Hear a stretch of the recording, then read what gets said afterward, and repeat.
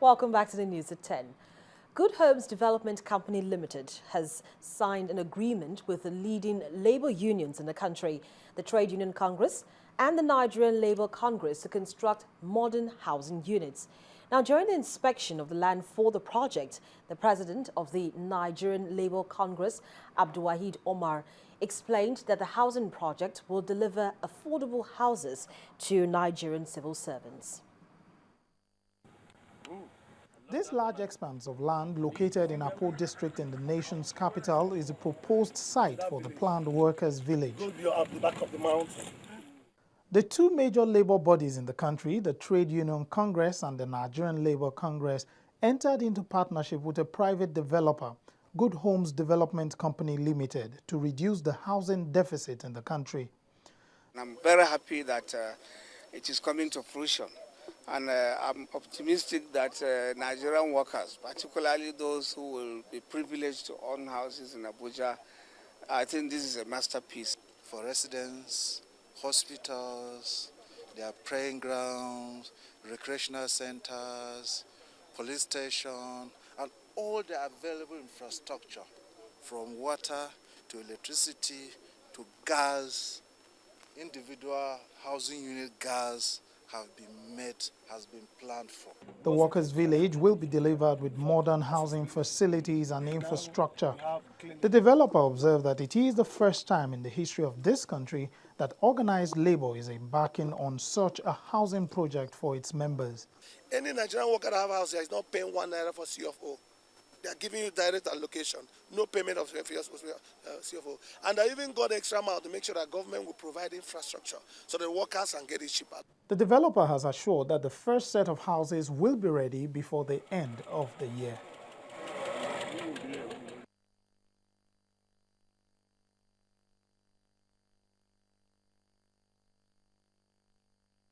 While the Lagos-Ibadan Expressway is experiencing another gridlock almost 24 hours after a similar situation occurred. Vehicles were observed moving slowly around the beggar end of the road, and some motorists say the gridlock stretches back all the way to Alausa.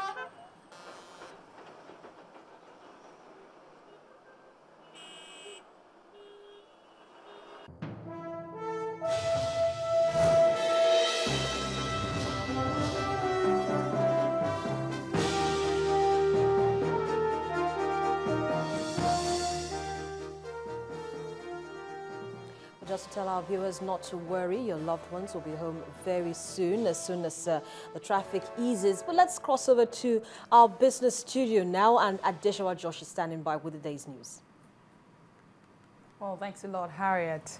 Let's take you through our business stories this hour. There has been a renewed push for legislation to include cassava flour in bread making. And this is to ensure that the country's current 45 million metric tons annual cassava production worth over 3 trillion naira is sustained and increased. Stakeholders from the private and public sectors involved in development, production, processing and marketing along the cassava value chain are now proposing a bill tagged Cassava Executive Bill. The proposed bill requires all makers of edible flour in Nigeria to mix 20% sorghum flour with wheat produced in the country or imported. Millers in the southern part of the country would also be mandated to mix wheat flour with cassava flour. Meanwhile, incentives such as tax exemptions have been included by the stakeholders in order to ensure compliance. The Nigerian interbank lending rates inched up slightly to an average of 10.5% on Friday from 10.33% last week. And this is driven by the sale of government bills to soak up liquidity. The cash balance that lenders hold at the central bank opened at 494 billion naira surplus on Friday, down from 600.36 billion naira last week after the central bank sold OMO bills to curb liquidity. Dealers are expecting the central bank, which hiked the cash reserves requirement on private sector deposits by 300 basis points to 15% 2 weeks ago, to debit lenders next week to enforce the new requirement. The secured open buyback was unchanged for 2 weeks in a row at 10.25%, 1.75 percentage points below the central bank's benchmark rate of 12%. The overnight placement rose to 10.5% compared with 10.25% last week, while call money climbed to 10.75% from 10.5% last week.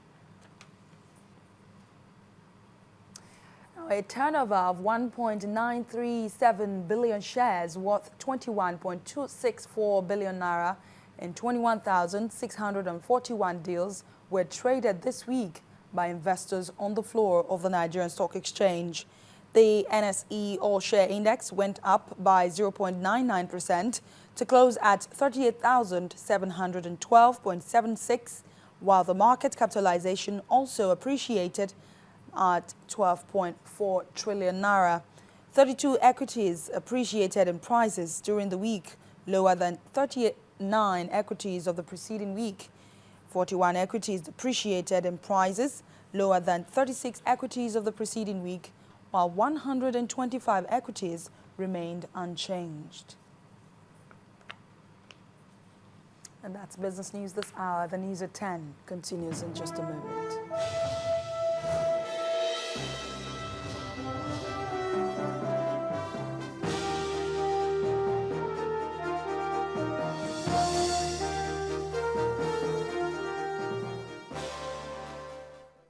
Well, thank you so much, Adeshawa. Now, Nigeria's economy is set to overtake that of South Africa as the largest in Africa as the country prepares to release the new nominal GDP figure tomorrow, April the 6th. Nigeria last rebased its GDP in 1990. Our business correspondent, Chimeze Obiwago, gives us an analysis of what this would mean for the country. Nigeria's GDP growth rate currently stands at 6.81% as at third quarter of 2013, with a projection of 7.72% growth rate in 2014. To rebase, it is to recalculate, and the result will be a larger nominal GDP. In terms of size, we have a better view of how big the Nigerian economy is. Presently, Nigeria's GDP per capita stands at $1,440.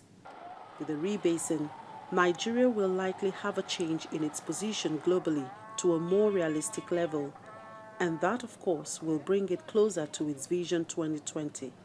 But there are other sides to it. Historically till date, agriculture had appeared to be the most dominant, accounting for between 39, 40, 42% of our gross domestic product. Now, with the rebasing, we will be able to address the problem we have always had with agriculture, which is low productivity. So which was an aberration we saw in the GDP composition. The rebasing of the GDP may have some positive implications for Nigeria, but it also has its downside. When you increase of GDP and your economy grows, then the rate of growth might not be as high as it has been, when the GDP calculation was not as high. And so you have a bigger base. And so when you grow by a certain amount, so that rate of growth will not be, the way it is today. After the rebasing, Nigeria's nominal GDP is expected to grow by between 55 to 65%, bringing the country to slightly above $2,000 per capita. However, for many, what matters is how this growth trickles down to the masses. But my concern is not the figure. My concern is, can the common man, can the average citizen say that with this kind of GDP, we are living a better life, quality of life, and all what have you? And so, while we wait for the results of the rebased nominal gross domestic products to be released on Sunday, April 6, Nigeria's development should be of paramount concern to the leaders. Chimeze Obiwago for Channels Television News. Next on the news at 10, Manchester City and Chelsea step up the fight in the Premier League title race with crucial home wins. That's on Sports News. Please stay with us.